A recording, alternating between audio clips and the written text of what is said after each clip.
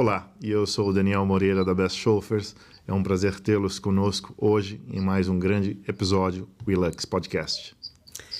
E eu sou Wagner Malagola, da 5 Star. A gente falando sempre sobre a excelência e sobre todos os profissionais que fazem tudo acontecer nos bastidores. Hoje temos a honra de receber uma das maiores referências no mundo de entertainment music e show business. Produtora, experiente, fundadora de uma grande empresa, On Stage Lab. Nós temos a honra de apresentar para vocês a Fabiana Lian, que vai fazer a entrevista conosco hoje. Boa tarde, gente. Boa tarde, boa noite, bom dia, né? Porque podcast a gente nunca sabe que horas as pessoas vão ouvir. Bom, muito obrigada por estar aqui. Acho muito bom participar de podcasts, principalmente podcasts que vão falar dos setores profissionais aí da nossa indústria maluca do entretenimento. Obrigada, Wagner, obrigada, Daniel, pelo convite. Obrigado, nós que agradecemos, é uma honra ter você aqui conosco em mais um grande episódio da Willux Podcast. Fabiana, antes de mergulharmos aí nos bastidores do show business, nós estamos curiosos aqui para você nos conte um pouco mais sobre como começou a sua trajetória, né? O que despertou em você essa paixão aí por atuar nesse mercado tão interessante aí que desperta tanta curiosidade para quem não o conhece, né?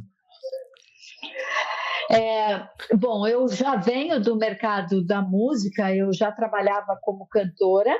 Uau. Um belo dia me chamaram para fazer o segundo Monsters of Rock, que era um festival de heavy metal que tinha aqui em São Paulo, no Pacaembu, e era um período que a gente precisava muito de alguns soft skills, como falar inglês bem. Eu me lembro que na época eu até falei para a pessoa, não, será? Trabalhar de intérprete de banda não vai dar certo porque meu inglês não dá para isso.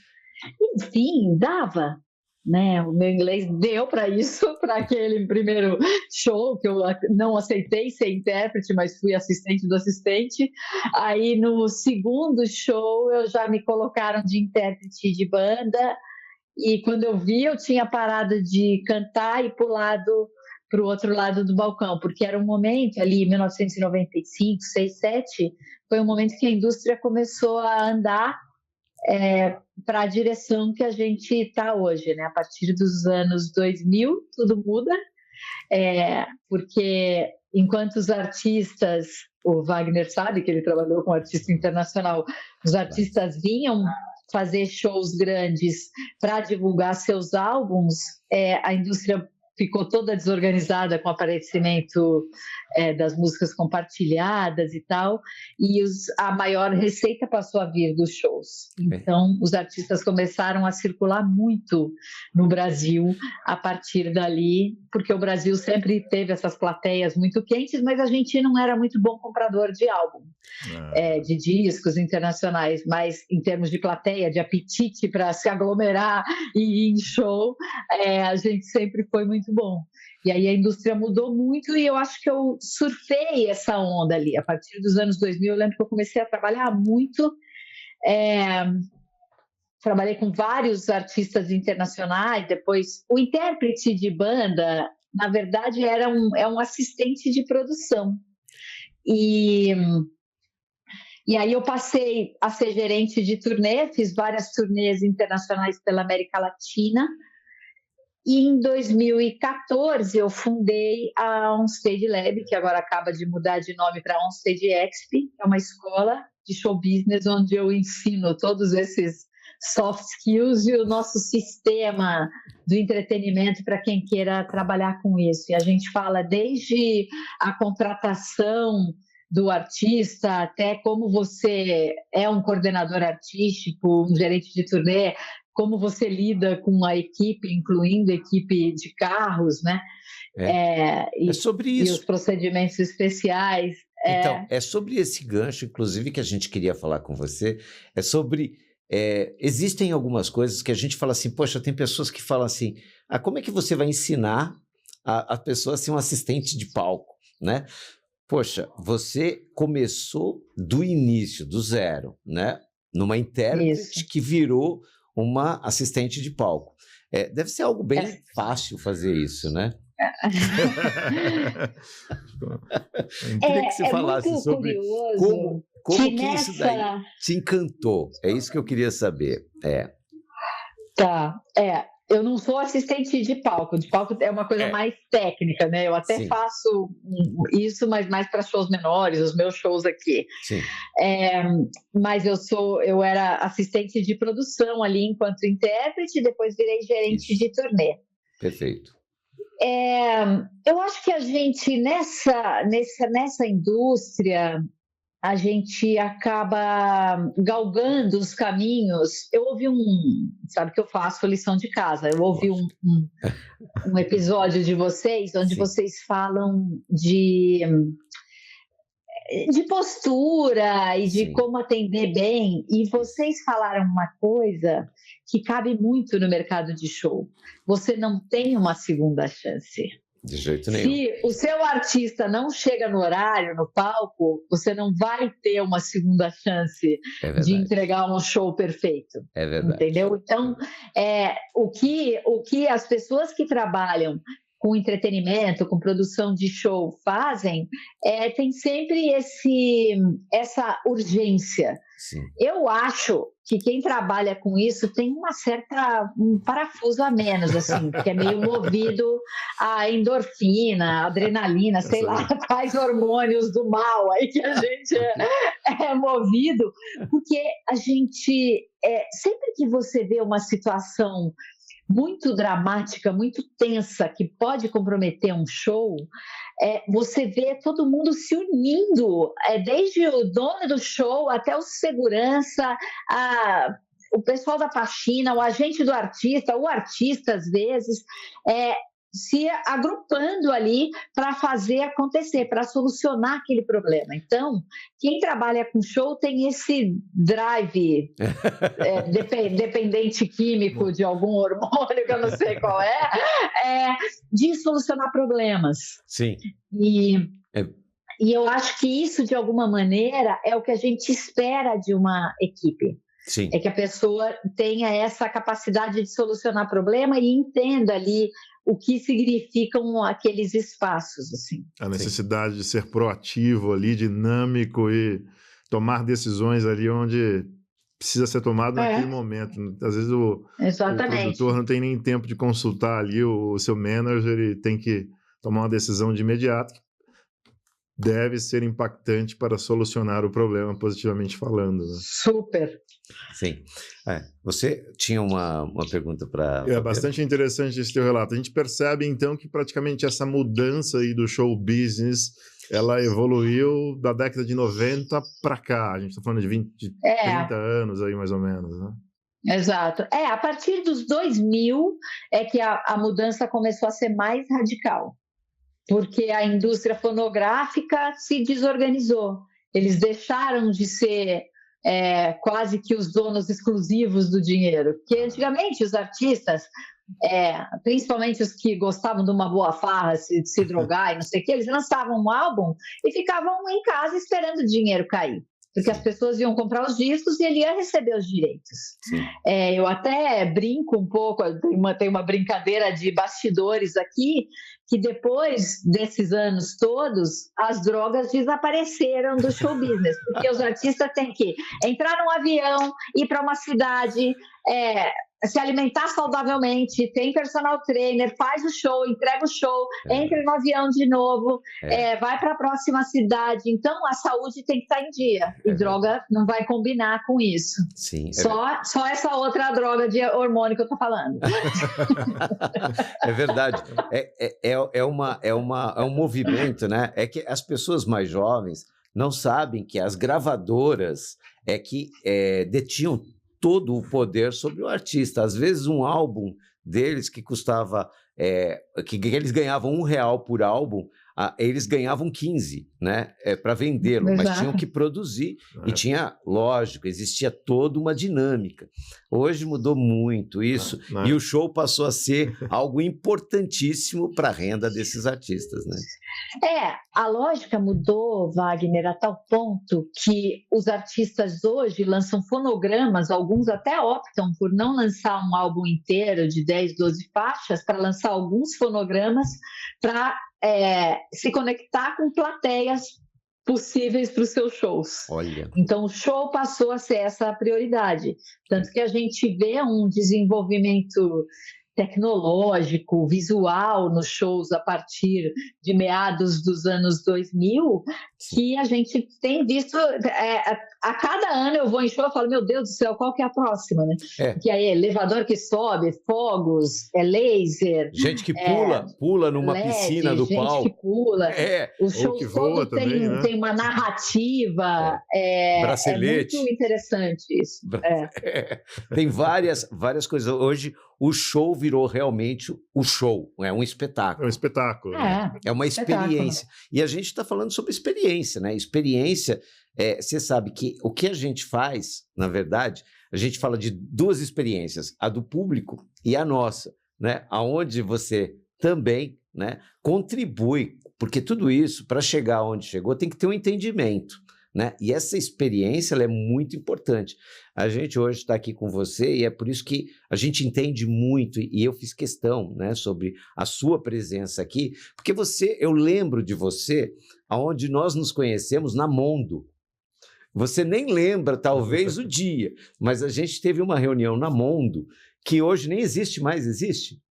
Não, agora é Move Concerts. Move Concerts. Então, eu lembro você começando a desempenhar o seu papel que você faz hoje com maestria, e eu vi em você realmente já profissional que você é, e nunca soube que você era cantora, né? Isso me surpreendeu agora. Aqui.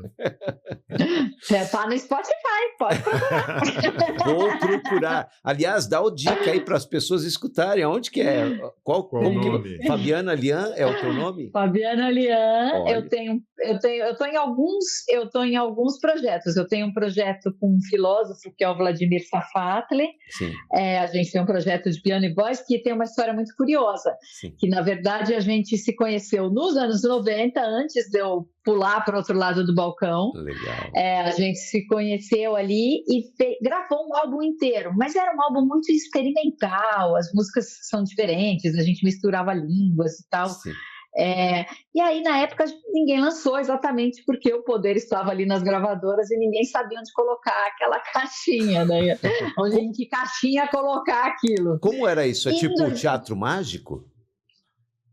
Não. Teatro Mágico não é da minha época. Você conhece o Teatro Mágico? Eu conheço. Sim. Até conheci eles, estive com eles agora. O Fernando Anitelli, normalmente, ele faz, inclusive, algumas músicas que têm vozes e ele fala coisas que realmente são, né? Não dá para entender. Pode ser, nessa parte da letra pode ser que tenha algo parecido. Eu acho bonito, isso acho legal. Mas a gente mistura muito música clássica com popular, acho que tem que ouvir para saber. Recentemente até a gente fez umas coisas mais populares, e aí a gente se reencontrou depois, agora há uns 6, 7 anos atrás, e acabou lançando aquele álbum que já estava gravado do jeito que estava. A gente lançou e fez vários shows de lançamento, temos até feito, vou fazer agora um no Sesc Ribeirão Preto, e vou também fazer uma outra participação no show de um grupo do qual eu já fiz parte, que chama Mauaca, que era um grupo de pesquisa de música étnica, de músicas do mundo. E aí vou fazer uma participação lá. Então, dia 9 estou no Sesc Ribeirão. Legal. E dia 19 no Sesc 24 de maio, aqui em São Paulo. Parabéns aí pelo trabalho, a agenda está de cantora agora. Aproveitando, depois deixaremos aqui o seu Instagram e também como te achar aí no Spotify. Exatamente. Né, para que os nossos ouvintes aí, seguidores, te acompanhem também. Sim. Parabéns aí pelo trabalho. Você. Então, assim, tem muita gente que sonha, né, em estar próximo dos artistas, né? Como a gente às vezes está, você também, mas você fica ainda mais próximo em um longo tempo com essas pessoas. Esse momento mágico para o público deve ter alguma coisa diferente que você pode dizer para desmistificar esse momento, porque na verdade é interessante para alguns artistas, outros talvez nem tanto, né? Eu gostaria que você falasse sobre, você que dá aula sobre isso, qual é a expectativa? Porque eu acho que essas pessoas têm uma expectativa diferente daquilo que você passa para elas em algum momento, não tem? Tem um mito, é um mito. Né? É um mito. Glamour, né? Você sabe que quando eu comecei a dar aula, quando a gente vai trabalhando com artistas, chega uma hora que você já fica até meio de saco cheio. É verdade. Eu vou falar aqui, porque agora também não tenho mais tanto artista no meu pé.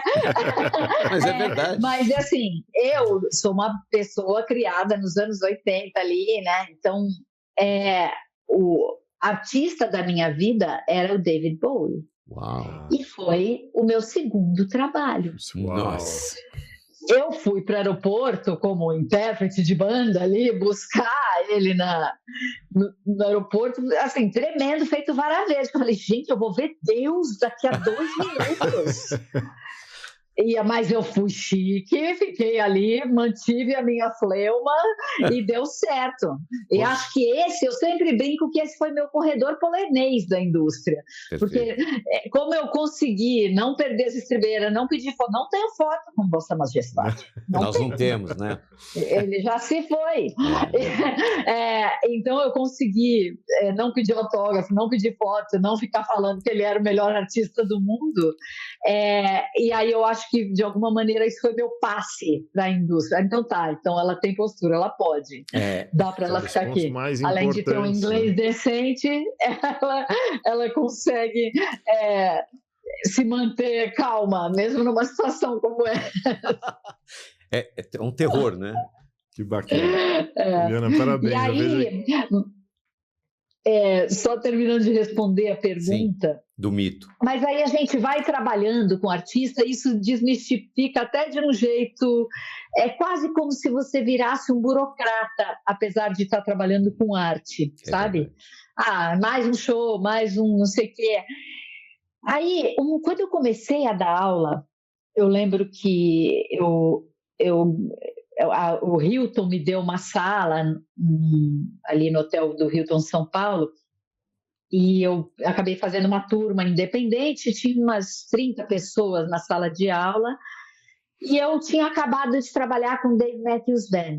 Isso era 2009, então não era essa loucura que eu estou aqui falando com vocês no WhatsApp numa boa, né? Isso. Era Skype, era difícil e tal, e eu liguei para o tour manager do Dave Matthews, ele estava no Hershey Stadium, não me lembro em que cidade que era, mas ele estava na sala de produção com o seu computadorzinho e ele saiu andando com o computador, mostrando case, mostrando sala de produção, mostrando tour bus, que é uma coisa que hoje ainda tem um pouco aqui, mas na época não tinha nada, mostrando tour bus, mostrando montagem, público entrando e tal, e eu conversando com ele, traduzindo de costas para todo mundo. Quando eu virei para a turma, tinham 3 pessoas chorando. Uau. Eu falei, olha, a gente vai perdendo a sensibilidade de quanto é importante para as pessoas aquilo que a gente faz. É muito bonito. Eu escrevi um livro, né? Eu peguei o nosso material didático aqui da escola e eu sempre introduzo os capítulos. E eu começo o livro falando da síndrome do primeiro acorde. Eu não sei se vocês, quando vocês estão trabalhando com isso, qual é o primeiro acorde de vocês, mas é como se você ralou o dia inteiro, o motorista se perdeu, o segurança cometeu um erro ali e acabou entrando fã no hotel, alagou o estádio do Morumbi, não sei o quê. Mas na hora que o artista toca o primeiro acorde, é quase como se você se lembrasse por que você faz o que você faz. É quase como se você dissesse, tá bom. É por isso. É que uma aquela alegria. coisa do primeiro acorde da galera se levantando, né, daquele jeito. Então, eu acho que é importante a gente não se desconectar disso, de que ali tem um ser humano que tem falha, o artista pode ser chato de vez em quando, ele está viajando muito, está cansado, então ele não vai ser simpático, muito provavelmente. Então a gente começa a enxergar esse ser humano, mas ao mesmo tempo é um ser humano que está ali dando aquele primeiro acorde e fazendo todo mundo gritar. Eu até costumo dizer, em um dos nossos episódios, a gente também tem esse pensamento, né? Buscamos a perfeição, mas humanamente falando, a gente sabe que é impossível, né? Às vezes falhamos em alguns pontos, mas a gente está sempre em busca da perfeição para que toda a operação seja perfeita, né? Mas eu vejo que a tua história ela é fantástica, né? Você, desde o mundo musical, deu uma pausa, entrou pro show business aí, atuando desde o início, lá, modo de dizer, do chão de fábrica, né? Literalmente, imagino que a bagagem que você tem, isso é sempre muito importante, acho que independente da área em que atuamos, e claro, algumas áreas elas são ainda muito mais complexas, como o show business, como a nossa parte também de executive protection em transporte executivo de luxo, né? E uma curiosidade que a gente tem aqui, e até uma das perguntas dos nossos seguidores, o que te levou a criar a On Stage Lab, que né? Mudou de nome agora. Que mudou de nome, que agora é On Stage Exp, correto? O que te levou a trilhar esse caminho, né? Fator financeiro, fator de formar novos profissionais, de deixar um legado, a gente tem um pouco dessa curiosidade. Eu comecei meio por acaso. Um pouco antes desse curso independente que eu falei aí, conta a história do Dave Matthews, uma amiga minha tinha me chamado para substituí-la numa aula que ela dava numa escola de áudio, era um curso de music business. Ela falou, vem dar uma aula para mim no dia tal. Eu falei, mas Magda, pelo amor de Deus, eu não ia falar esse negócio que eu faço de ir atrás de artista, ir carro, ir avião, ir aeroporto. Aí, quando eu parei para pensar, para preparar aquilo, eu falei, gente, a gente tem um sistema no que a gente faz.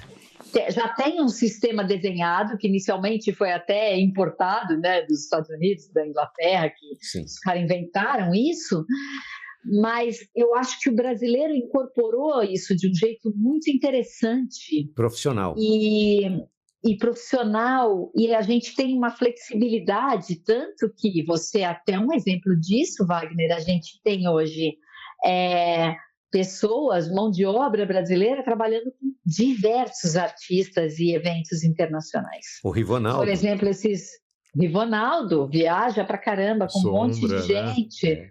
O Sombra, vários produtores, a equipe do Metallica tem um monte de brasileiro, inclusive o chefão é brasileiro, que é o Ed, porque a gente tem esse soft skill, essa capacidade de trafegar por pessoas e por diferentes culturas. E essa psicopatia aí que eu já mencionei.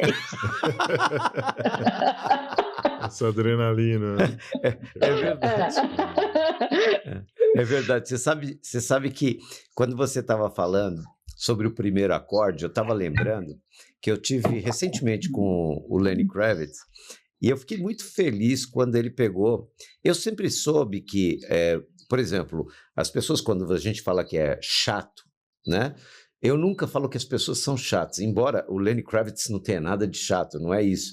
Mas assim, eu acho que eles são muito exigentes. Então a gente sempre classifica como exigentes. É lógico que outras pessoas vão falar que é chato, né? E não é no quesito. Mas o que eu queria dizer é o seguinte: todos nós, você, eu, nós temos família, a gente tem o nosso trabalho.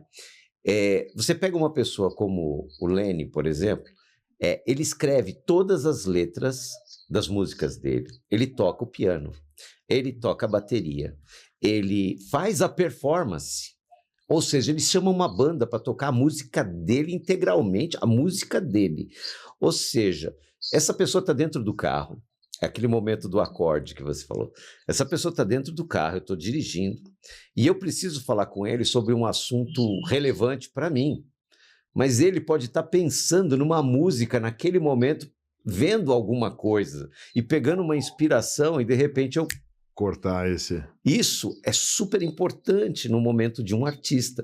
Então, os artistas, eles têm essa diferença entre nós, porque ele também tem que pensar no boleto dele para pagar, na filha dele na escola, tem que pensar em tudo, e naquele momento chega uma pessoa e quer um autógrafo dele, né? É lógico que ele pode estar preparado para aquilo, quando ele está indo para um show, ou quando ele está saindo para um show, mas no momento normal, ele pode surtar.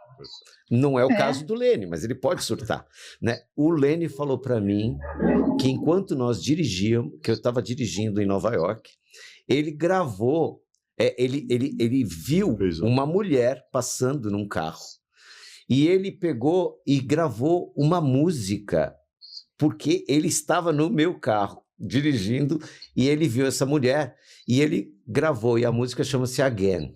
Essa é aqui, você tem uma participação lá no clipe dele, você tinha até cabelo, né? Não é nessa que eu tenho uma participação, mas que existe uma participação minha num clipe dele, também tem, mas a música é Where Are We Running? Agora, essa é a Again, e ele fala na música, né, o trecho da música, ele fala, I wonder if I ever see you again. Ou seja, é porque ele viu essa mulher passando e ela deve ter tido um flerte com ele, acredito, não sei, mas é muito legal esse acorde. Quando você sente essa realização, é quando eu sei que eu estou trazendo essa coisa boa para ele, e que foi até um dos hits dele, é essa música. Então, você fala assim, caramba, que coisa legal, escutar isso do artista, né? Então, essa retribuição, né? Você já deve ter sido elogiada várias vezes, assim como a gente é elogiado, né? Eventualmente, né? Eu costumo dizer que é muito legal isso mesmo. Você deve ter tido uma coisa assim. Mas só falando um pouco de por que ir para a escola, sim, é que também eu viajava muito, né? Eu viajava muito, e teve uma questão pessoal ali, que um dia eu fui dar café da manhã para minha filha menor, ela devia ter uns 8, 9 anos. Sim. E aí ela falou, mas mãe, eu não tomo mais isso de manhã. Eu estou perdendo uma coisa. Eu comecei a refletir, né? O que de fato é importante para mim. É ficar resolvendo porque o artista não quer passar no raio-x porque ele já está todo montado, cheio de colares, ou eu cuidar da minha família. Pensei um pouco nisso, e também comecei a pensar que tinha um negócio ali. Eu hoje não ganho a mesma coisa que eu ganhava fazendo shows, ganho muito menos, mas tenho uma vida um pouco melhor, e também acho que, de uma certa forma, eu estou ajudando a repensar aqui no meu cantinho, ainda que seja uma coisa de nicho, mas de alguma maneira eu estou construindo coisas para que esse mercado tenha pessoas que chegam com valores éticos. Teve uma janela de oportunidade, sim, porque, como eu disse, o mercado cresceu muito e desse jeito atabalhoado, e a gente não tinha mais tempo de aprender como eu aprendia, na base do grito.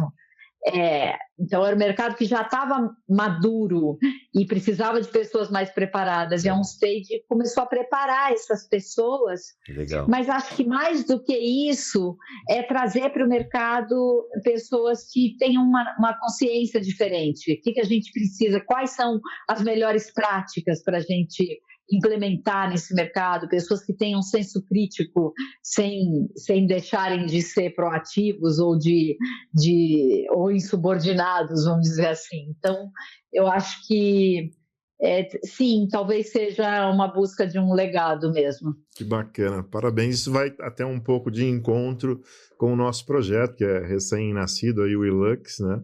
Em conversa com o Wagner, né? Nós percebemos que somos uma referência positiva para muitos profissionais do mercado. Claro que o Wagner tem uma bagagem um pouco maior de experiência do que eu, mas já tenho 16 para 17 anos, o Wagner tem quase 30 anos aí de bagagem, e a gente tem uma sinergia muito boa, né? Ainda essa semana tivemos parceiro, um profissional fazendo uma pergunta sobre isso, mas como que você vai, modo de dizer, dar a receita do bolo, né, para as pessoas que almejam chegar no lugar onde vocês chegaram. E a gente enxerga como isso, deixar um legado, né? Acho que porque daqui um tempo, 20, 30, 50 anos, talvez não estaremos mais aqui, mas ser lembrado, né? Como a OnStage Expo ou como a WeLux, né? Isso era muito importante aí na vida de muita gente, mas parabéns. O que nós estamos fazendo, Fabiana, é a mesma coisa que você faz. Nós estamos buscando novos profissionais apaixonados por isso e que tenham tempo, né? Porque você já dedicou muito do seu tempo para esses artistas. Sim. E nós sabemos que é importante isso acontecer. Nós, brasileiros, que nem você falou, temos essa disposição, essa vontade, essa gana, esse desejo de fazer isso e queremos. Agora, aonde estão essas pessoas para que a gente possa prepará-los para que eles entrem nesse nosso mundo, mas entrar no mundo para financeiramente serem bem remunerados, né? Tudo bem, mas mais do que isso, independente do dinheiro, que ele queira fazer aquilo que a gente faz e faz com orgulho. Você quer estar próximo a um artista, quando você começou lá com David Bowie, olha quanto tempo faz. E você, quantos outros vieram e quantos outros você ajudou a ter um destaque, né? A gente acabou fazendo com que isso fosse legal. Então, é a mesma coisa que a gente está buscando. Então, é importante, até vou fazer meu merchan aqui, olha, se inscreva no curso se você é apaixonado. Se você não for apaixonado, que nem a Lian, que nem o Daniel, esquece, isso daí não é para você. Agora, se você for uma pessoa que queira realmente, vem para a gente tem coisas para ensinar para vocês. E, aliás, ou você que está aí nos assistindo deseja se tornar um WeLux Professional Chauffeur, ou você que está aí nos assistindo e deseja atuar no mundo do show business, assim como a Fabiana também, siga o canal aí da Fabiana, que teremos grandes novidades, com certeza ela vai capacitá-lo aí para que você se torne um grande profissional ou uma grande profissional. É isso mesmo. Fabiana, pegando um pouco do teu gancho aí também, imagine que a tua segunda experiência já foi com um grande nome aí da música internacional. Acredito que com mais de 30 anos aí de bagagem que você já tenha trabalhado com muitos artistas aí, grandes nomes do mercado internacional. O que você enxerga, qual foi o maior desafio que você enfrentou? Claro, foram muitos, mas algum que tenha marcado aí um pouco mais a tua trajetória, e se tinha um que tenha deixado um dos principais aprendizados aí, tanto para a tua vida profissional como para a tua vida, né? Porque às vezes o nosso trabalho ele é um pouco do espelho da nossa vida pessoal também. Eu já trabalhei com muito... Trabalhar com a Madonna foi um baita desafio, porque era a primeira vez, depois de muito tempo, que ela vinha para o Brasil, foi 2008 isso. Eu acho que a Madonna, ela é uma lição de vida. A gente era dezembro, então eram os últimos shows daquela turnê Sweet and Sticky Tour. E ela, só que, mesmo sendo os últimos shows, ela passava som, ela ensaiava, ela fazia aula de pilates, ela fazia aula de hot yoga. Eu comecei a entender, eu falei, ela não é a Madonna só porque ela canta bem, porque ela recebeu um talento divino. Ela trabalha feito uma louca o tempo inteiro, é uma pessoa obstinada pelo seu trabalho. Isso foi muito interessante. E na Madonna tem uma história curiosa. Ela estava... Era dezembro, né? Verão. O primeiro show foi no Rio de Janeiro. Choveu e ela deu uma escorregada no palco. Imagina que Lady Madonna vai ficar escorregando e caindo no palco. Não, né? Nunca. Então, eles precisavam de uma pessoa calma, com uma voz calma, para avisar o público, porque o show seria interrompido se chovesse. E aí, eu tinha vários discursinhos prontos, porque dependendo do horário que chovesse, era um discurso ou outro. Então, tipo, se fosse no fim do show, era por hoje é só pessoal. Se fosse no início do show, daqui a pouco a gente volta. Se o show não tivesse começado ainda, era podem ir embora que os seus ingressos vão ser devolvidos, enfim, o seu dinheiro vai ser devolvido e tal. Então, eu tinha todos esses discursos prontos e eu fiquei amarrada, que foi ótimo, foi incrível. Eu fiquei na cabine que é bem atrás do palco, no palco, na verdade, na cabine de vídeo, com todos os vídeos dela ali. E era muito interessante que de vez em quando vinha uma pessoa mais ligada à beleza dela, depois vinha um coreógrafo, não sei o quê, e falava, acho que hoje esse lado não está tão bonito, então vamos cortar. Aí o coreógrafo falava, olha, vamos filmar mais tal bailarino hoje. Era muito interessante, assim, um trabalho de tudo equipe. Ao vivo ali. E eu ali pronta para dar as más notícias. Mas a Madonna, ela fazia umas rezas ali antes do show, que era uma coisa incrível. Nenhum show choveu. A chuva parava na hora do show e voltava depois do show. Olha. O povo chegava com chuva e saía com chuva, mas assistia o show no seco. Então, além da estrela e grande artista que ela é, a fé dela também é algo bem forte, né? Acho que de vocês também, com certeza, né? Porque senão você tem uma missão muito difícil ali. Fabiana, além de uma grande estrela que é a Madonna, ela tem uma lua, ela tem algo que a protege, né? Que é um negócio incrível. Sim. Que coisa incrível, você vê que não é à toa. Eu acho que os grandes artistas têm isso também, você sabe? Acho verdade. Que tem o fator talento, tem muito trabalho, mas é meio aquela coisa de quando a sorte chegar, eu vou estar trabalhando. É verdade. Eu tenho aqui, você sabe que você falando isso, eu fico pensando assim, qual seria o melhor? Você quando dá aula e forma as pessoas, você entende que existe assim um perfil de um aluno que você fala assim, esse aí vai dar certo. Existe o perfil correto para essa pessoa? Existe? Ou é uma pessoa que pode pegar do zero e você fala assim, eu vou transformar esse cara num cara bom?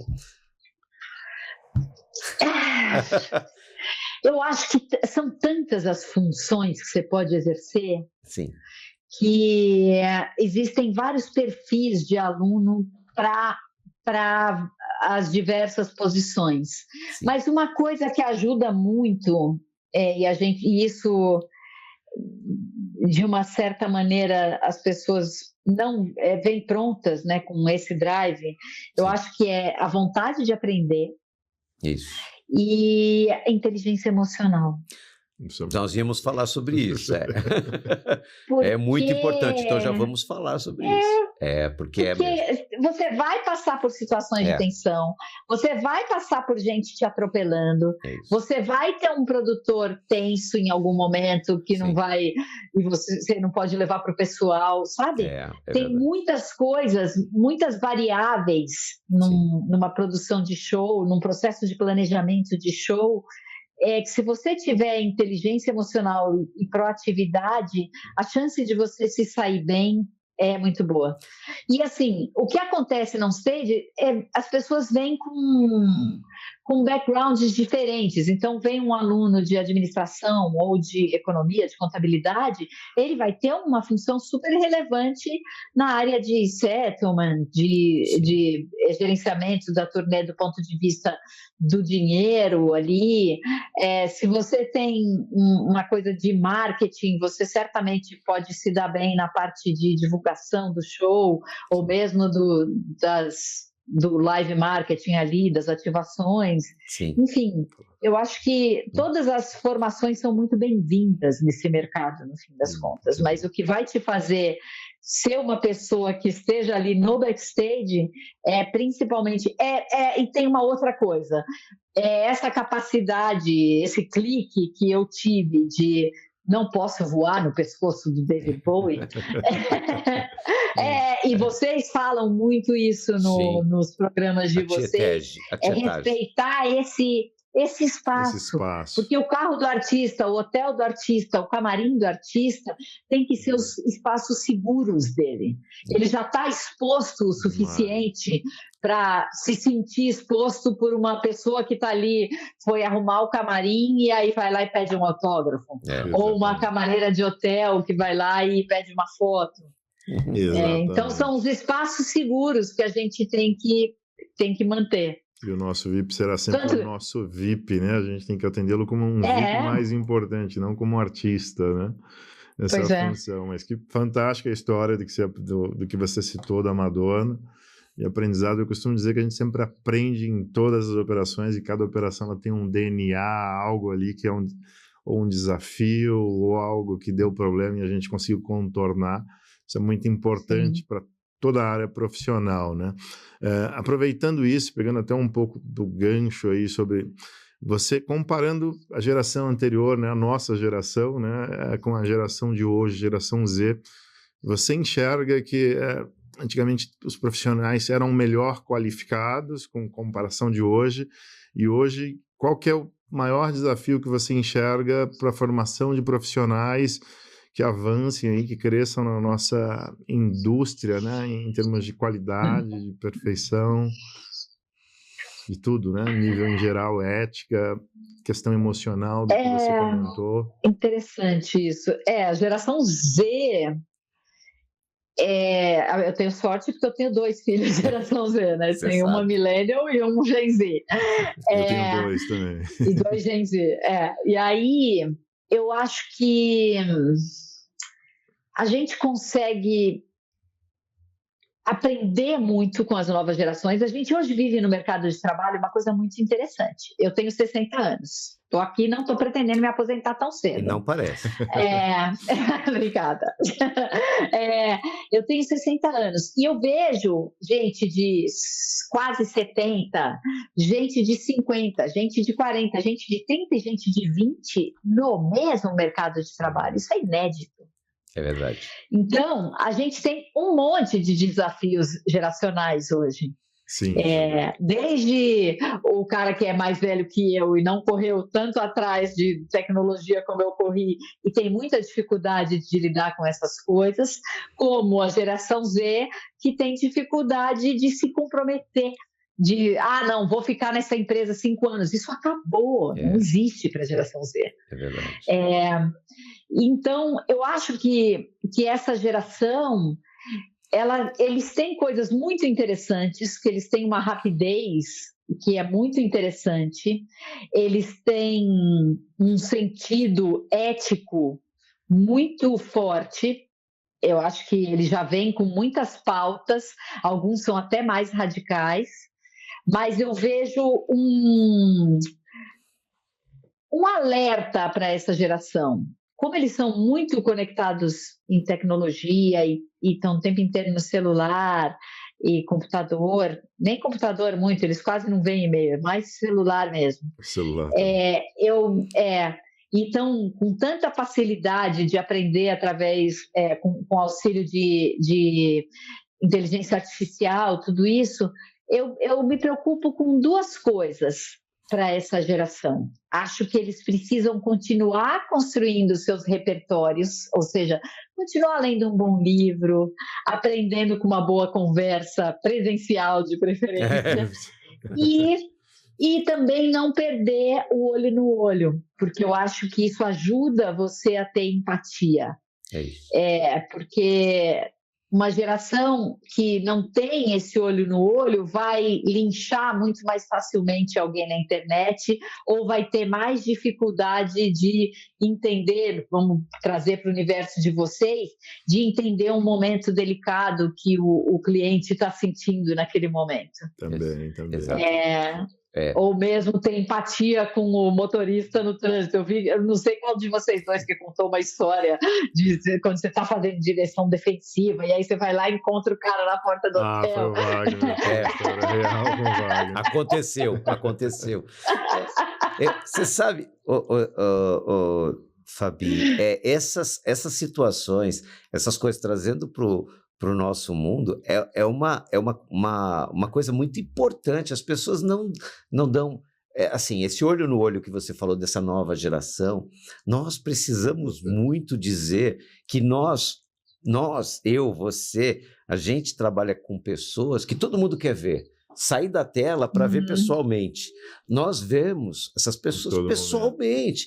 E aí a gente vive a emoção e tem que ter essa inteligência emocional de vê-los, mas respeitá-los como se fosse eu e o Daniel aqui batendo um papo como a gente está aqui, olho no olho, e saber das dores, né, e ver. E essa geração Z, ela está mais na tela e acaba perdendo essa sensibilidade de tratar esse cliente do jeito que a gente trata, não é um carinho, mas é um respeito e um profissionalismo.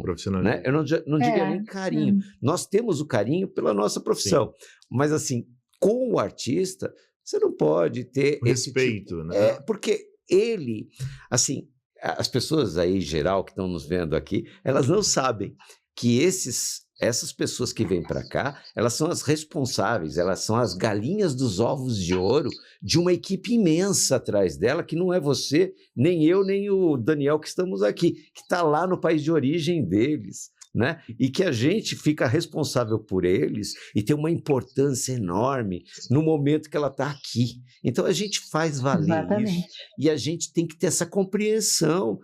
Tem muita gente dependendo dessas pessoas. Sim, né? E somos ali responsáveis exatamente o que você disse, por dezenas e centenas de posições de trabalho, né? Desde a tia que é responsável pela limpeza ali de um local como um grande estádio, até o empresário, enfim, general manager e tudo isso.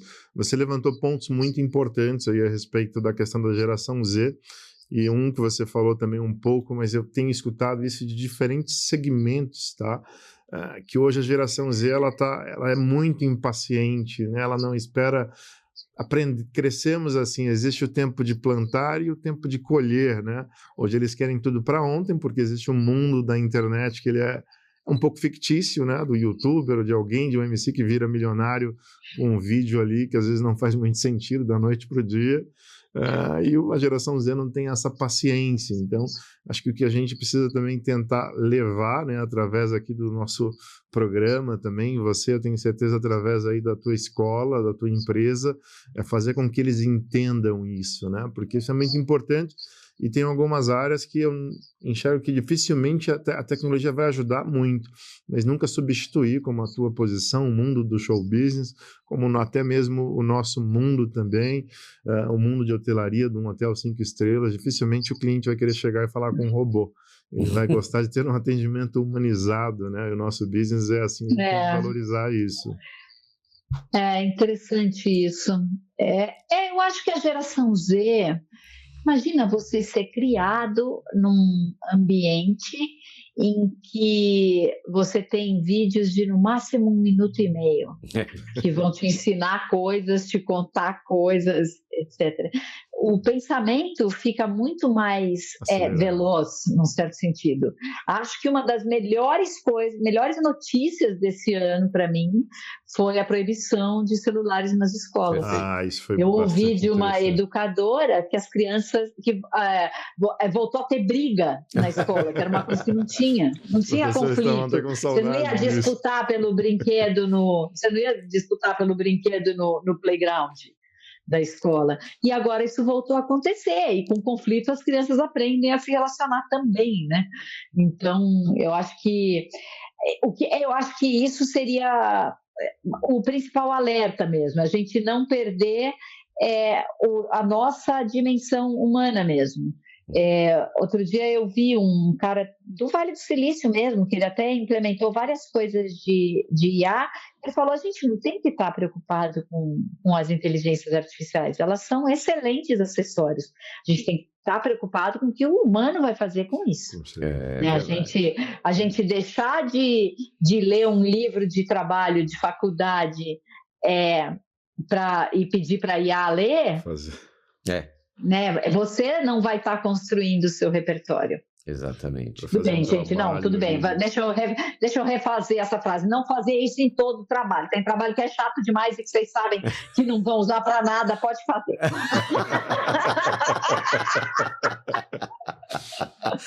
E olha, é a realidade. A IA veio aí para ajudar a gente a não passar tanto nervoso, tanta coisa ruim e ter um pouco mais, né? Tem coisa que a gente quer adiantar mesmo, né? Todos nós queremos, é do ser humano, né?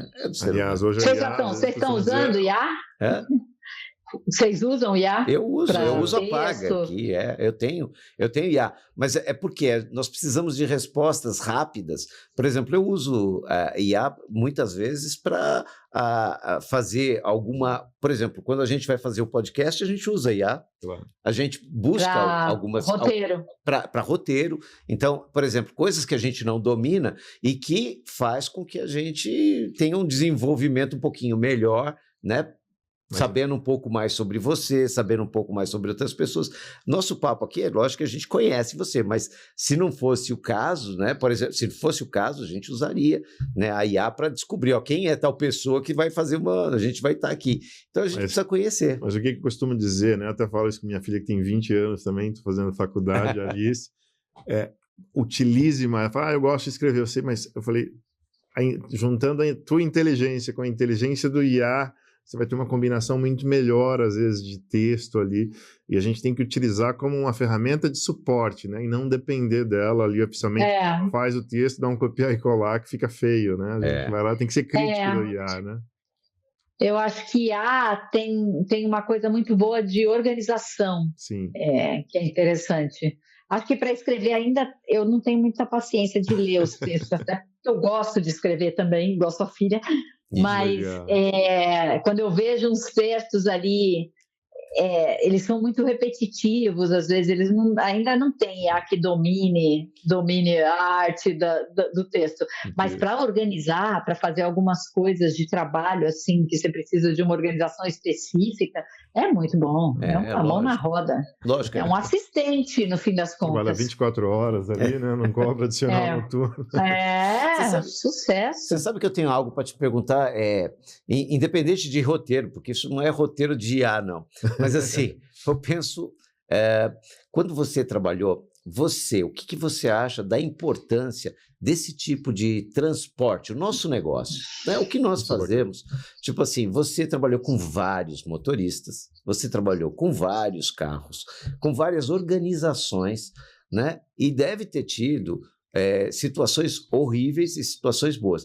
Agora, o quanto é importante, né? Eu gostaria que você falasse sobre isso, quanto é importante esse tipo de negócio que nós estamos para o ramo de eventos e atividades, shows, né? Olha, é muito, muito boa a sua pergunta, porque o show business, ele tem muitas especificidades. Sim. Né? Então, eu já, e às vezes, eu já trabalhei em produtoras que eles tinham uma questão de orçamento, aí tinha que ser um transporte não sei da onde, e aí chega aquele motorista despreparado, deslumbrado, que fotografa o artista. É isso mesmo. Eu já tive uma situação muito ruim, não foi com nenhum dos seguranças que a gente conhece, nem com nenhum motorista que a gente conhece, mas já tive situação de motorista com segurança estarem dando a letra para paparazzi. Eu sei. De onde o artista estava. Então, são umas coisas que são inaceitáveis, assim. Só para falar, assim, a pior situação. Isso, né? É pior. Ou uma empresa que não está com documentação em ordem no carro, também já tive uma situação assim. Sim.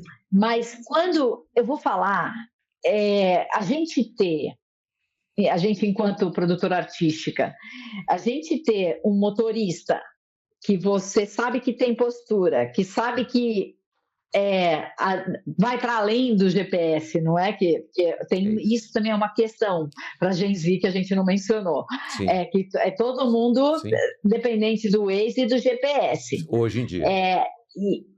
E o motorista, quando a gente sabe que tem um motorista que não está só no GPS, que sabe qual é a melhor entrada do estádio, que sabe questões de segurança específicas daquela cidade, que sabe que vai ter postura com o artista. Se o artista perguntar alguma coisa, ele vai responder, mas que ele também não vai interferir na privacidade do artista, é igual mãe que vai sair para trabalhar e deixa o filho com a babá competente. Chegou a babá que está custando metade do meu salário, mas estou indo tranquila, respirando. É isso. Eu acho que... Boa analogia, viu? Eu nunca tinha pensado nisso. Boa analogia, mas é verdade. É isso que o sentimento é esse, né? Porque esse profissional ele vai ser o responsável ali, estar com o artista na maioria do tempo ali de deslocamento. Exato, exato. E aí, e também, ao mesmo tempo, é a pessoa que vai dar a primeira impressão para o artista. Também. Na hora que você está tirando o cara lá de Guarulhos com aquele trânsito desgraçado de 8 da manhã... Sim. Né, de Guarulhos para o Fazano, para o Emiliano, sei lá o quê, vai ser a primeira impressão. O carro está limpo, o carro está cheiroso, tem água, o motorista está bem vestido, tem uma conversa decente, não está me olhando pelo espelho aqui para ver o que eu estou conversando. Conversar quando for chamado para conversar, né? Responder quando for necessário. O som do carro está numa altura legal, enfim... É meio isso, eu acho que é um tipo... Primeiro que é um trabalho a menos para quem está produzindo. É isso. Porque eu lembro que quando eu viajei muito pelo Brasil, né? E aí eu tinha um manual para motorista. Dependendo do artista, eu tinha um manual. Olha, usa camisa, não converse se ele não conversar com você, fala só boa noite, boa tarde, até logo. Melhor. A gente tinha um manual, mas quando a gente pega profissionais que já vêm preparados para isso, é exatamente essa sensação. Toma o bebê aqui. Que bacana, chego mais tarde para dar de mamar. Isso até é um ponto, desculpa te cortar, Wagner, isso até é um ponto importante, uma história aqui que você falou dessa parte de fotos aí. Esse dia eu fiz um trabalho, em coincidência com o Malagola também, estávamos com duas Escalades, era um rapper americano aí muito famoso, e minha filha perguntando ali em que hotel, e ela coincidentemente ia no show também, tinha comprado ingresso, e ela perguntando em qual hotel que ele estava, mas eu percebi que ela estava perguntando com um pouco de euforia, eu menti o hotel para ela, ele está num hotel X, né, porque mesmo, e olha que ela trabalha comigo, mas eu falei, eu tenho que ter esse cuidado, esse zelo, porque ela está perguntando ali com ar, não de curiosidade, mas como fã, né? E de repente fala para um amigo, eu sei que você falasse para ela e ficasse para ela, não teria nenhum problema. Fala para um amigo, fala para outro. Mentir para você, Alice, desculpa. Eu tive uma história parecida com a minha filha mais velha. Ela era muito fã de Red Hot Chili Peppers. E eu já sabia que eu ia trabalhar com eles, mas eu não estava contando até o último momento, eu não contei. Eu não queria exatamente esse tititi e ela aí contar para as amigas e tal. Mas acho que era dia da criança, uma coisa assim, ela tinha 14 anos. E aí a gente estava no hotel Emiliano, e aí normalmente quando eu parava em São Paulo, eu às vezes levava a família para ficar lá um pouquinho comigo. Sim. E aí ela foi, meu marido deixou ela na porta porque ele foi estacionar o carro. E aí ela não entra no elevador com o Anthony Kiedis,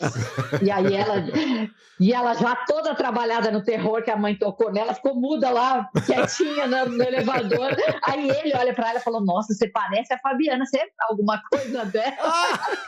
Ele chamou a atenção dela, olha que legal. É o espelho ali. E ela muda ali. I don't know what you're talking about. Não, aí ela falou, sou. Mas eu gostei que ele veio falar pra mim, nossa, ela tava toda tímida. Eu falei, tímida nada. Toda trabalhada na lavagem cerebral. Você sabe que a minha mulher, ela fica brava comigo, porque ela fala que eu não confio nela para dizer as coisas que acontecem, né? Onde eu vou, como que eu vou, eu falo, eu acredito em você muito, Eu só não acredito na sua amiga, na sua melhor amiga. Essa eu não acredito. Você sabe que tem uma coisa que a gente é meio agente secreto também, muitas vezes, Sim, né? sim. É verdade. Quantos NDA você já não assinou, Wagner? Exato. Um monte. Desde Né? os Estados Unidos, em Nova assim. York, vários, né? Aqui no Brasil, um monte. Né? E para você que está nos assistindo e não sabe o que é um NDA, é um termo de confidencialidade, ali um contrato em si. Termo de confidencialidade. É isso que nós temos que assinar o tempo todo, né? O tempo todo. Infelizmente, a gente é meio agente secreto mesmo. A gente tem que esconder da família. E não é só. Exatamente. Então, nós somos obrigados a manter em segredo essas coisas. E a maioria das pessoas que querem trabalhar com isso, eles querem fazer publicidade disso, né? Então, por exemplo, a coisa parece uma coisa inocente, gente. É mambembe. É isso que eu vou falar para vocês. Você está na porta do Emiliano, como ela falou, você está na porta do Emiliano com o carro parado e você põe lá, você sabe aonde eu estou? Se você põe isso no celular hoje, porque antes não tinha celular, mas hoje com o celular, você fala isso, você sabe aonde eu estou? Eu estou na frente do hotel aonde está um artista que o cara queira ver, que vai fazer o show daqui a pouco.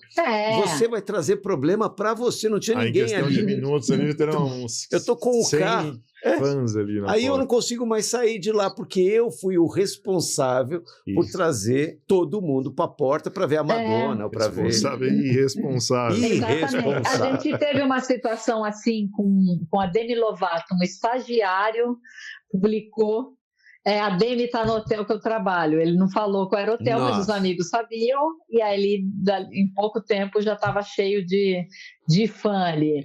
Mas você sabe que um dia eu encontrei o Sombra. Sim. Eu estava trabalhando com uma banda de rock velha e ninguém nem lembra, nem conhecia direito a banda. Tinha meia dúzia de barbudo ali atrás da banda. Dali a pouco, um monte de menina adolescente que já me viu em outros shows começa a ficar perto de mim, achando que eu estava com alguém. Eu falei, mas que é isso? Aí, dali a pouco, começa a encher de adolescente, aí aparece o Sombra. E ele estava com quem? Com uma das cantoras do Rebelde. Eu vou falar que eu até comemorei. Eu falei, que bom que essa confusão não é minha. Estou aqui com meus velhinhos, sossegado, tudo certo. Aliás, um abraço pro Sombra aí. Esse é o nosso convidado para estar aqui em breve conosco também, viu? É verdade. O Rivo já veio aqui? Não, virá. Não, o Rivo já veio. O Rivo já, mas o Sombra ainda não. Mas o episódio dele ainda não foi ao ar. Não subiu. Equipe de... Não, agora já foi. O Rivonaldo é um exemplo de postura e elegância, assim. Eu sempre cito ele. Eu acho que ele é muito chique, né? O Rivonaldo teve aqui e falou coisas surpreendentes. Onde eu fiquei sabendo pela primeira vez, depois de tantos anos, eu conheço ele desde 2005, quando o Lene veio pela primeira vez ao Brasil. Foi quando eu conheci. Eu te conheci também, né? Foi quando nós nos conhecemos no evento. Você acredita que ele falou aqui que ele era judeu? Eu falei, você é judeu? Aí é que eu fiquei sabendo. Eu falei, mas você não fala hebraico? Ele falou, falo. Eu falei, nossa, eu não tinha a mínima ideia. Além de ser formado em Direito, mas formado em Direito nós já sabíamos. Né? Surpreendente, uma pessoa elegante, uma pessoa fina. Rivonaldo Santiago, luxo e elegância. Exatamente. E beleza. Exatamente. Bom, a gente está chegando aqui ao final, porque já está dando o nosso horário.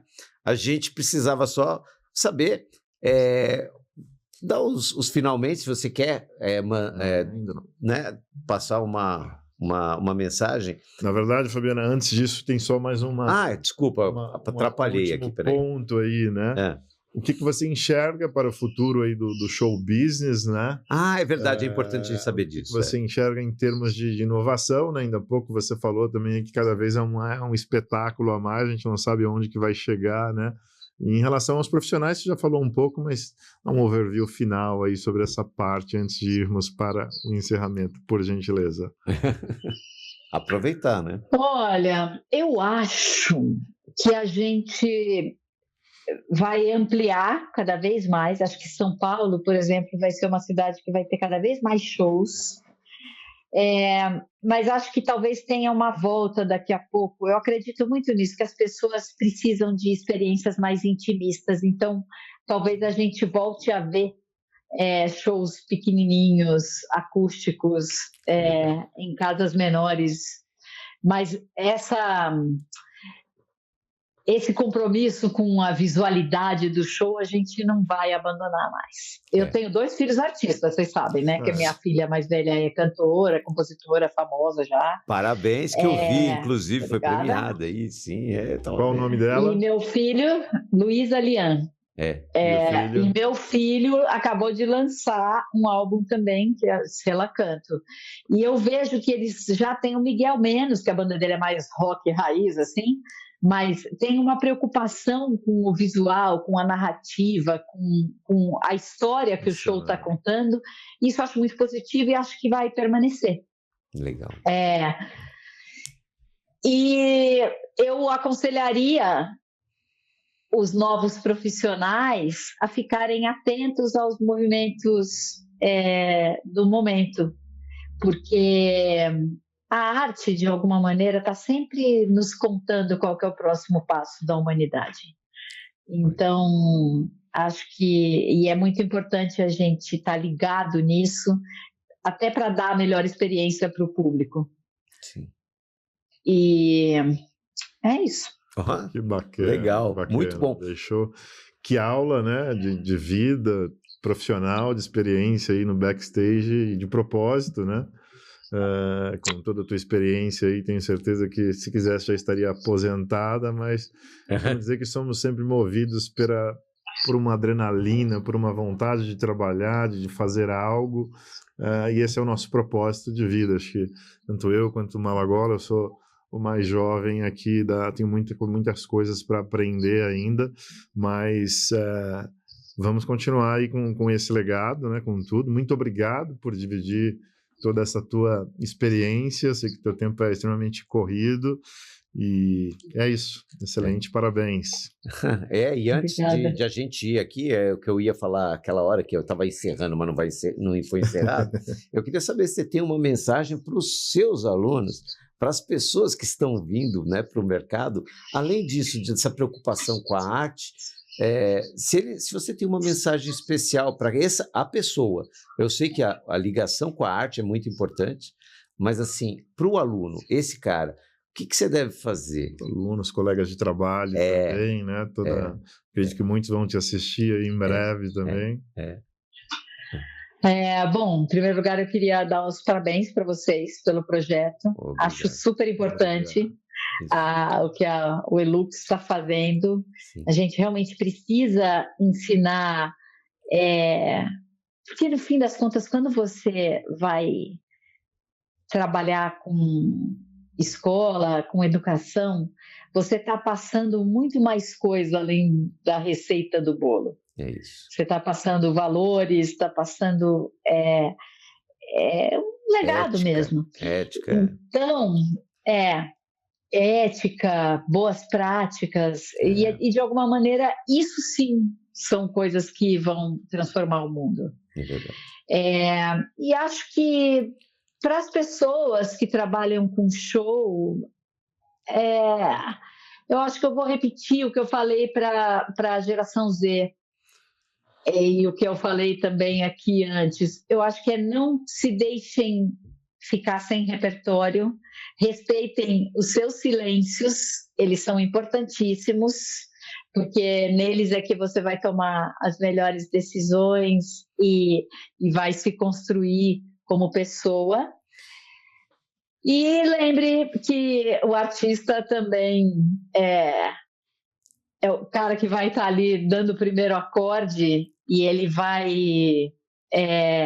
precisa ter um preparo para isso. Ele também pode estar cansado, ele também pode ter tido um dia ruim, então ter essa compreensão. Perfeito. É isso, parabéns. Parabéns. Esse foi mais um grande episódio Willux, onde os bastidores viram palco, né? E a excelência se transforma em um legado aí, com toda essa bagagem, experiência da Fabiana. Parabéns. Eu agradeço a Obrigada, vocês gente. também que ficaram conosco até agora e dizer para vocês que a gente está muito feliz aqui de ter tido essa aula com a Fabiana e a gente espera vocês no próximo episódio. Fiquem ligados, assinem aí o nosso canal, fiquem nas redes sociais e a gente vai dar mais informações para vocês ao longo dos nossos anos aqui nesse nosso podcast. Olha, um abraço aí para vocês e até a próxima. E se você curtiu a nossa conversa, siga os nossos canais também, tanto os nossos como da Willux e os canais da Fabiana Lian. E até a próxima. Fabiana, obrigado.